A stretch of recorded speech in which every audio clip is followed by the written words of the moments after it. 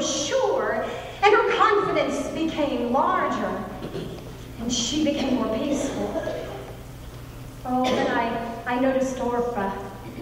And with every little Orpha took, why, her heart was breaking more and more as she was leaving her home, and I felt her struggle.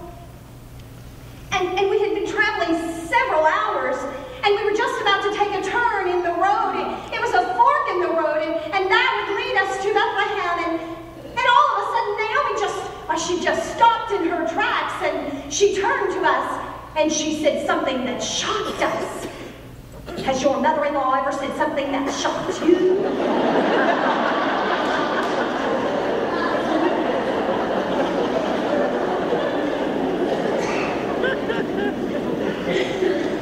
Yes, well, you understand.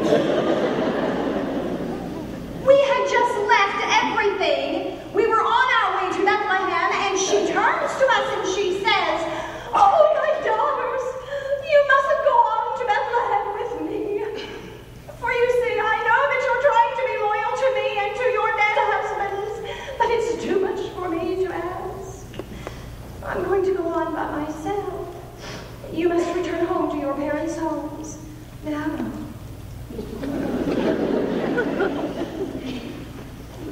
I was shocked. I said, why we cannot leave you. We have already made the decision to follow you, and we are not going home. We will not leave you. And Orpha said, "No, we won't."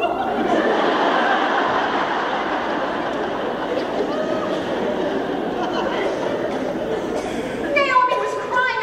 I really do know in all seriousness that she did not want to see us go, and she really was trying to not be selfish.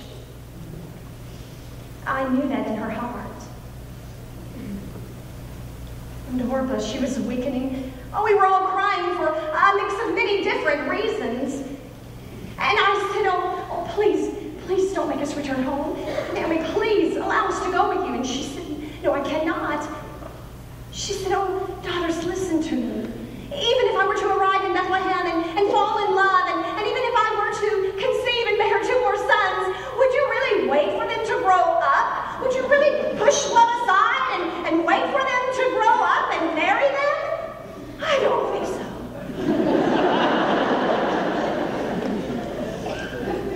By this time, she had heard about the stop and drop.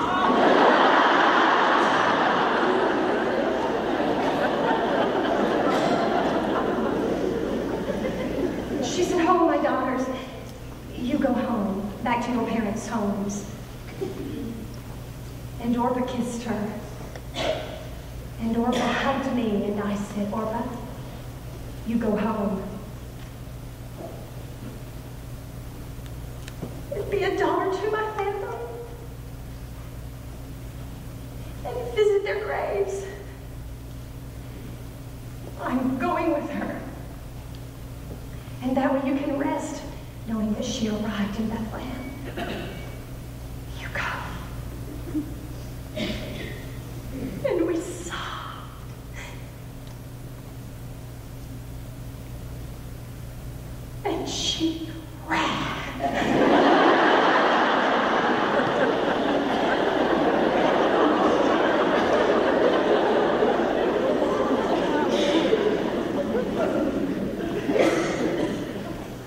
And then it was my turn to tell my mother-in-law a thing or two. "Has your daughter-in-law done that to you?" I turned to her and I said, "Oh, Naomi, do not ask me to leave you or turn from following after you. For where you go, I will go. And where you live, I will live. And your people will be my people, and your God will be my God. And I will die where you die. That is where I will be buried. And may the Lord punish me severely if I allow anything but death to separate us." And she said,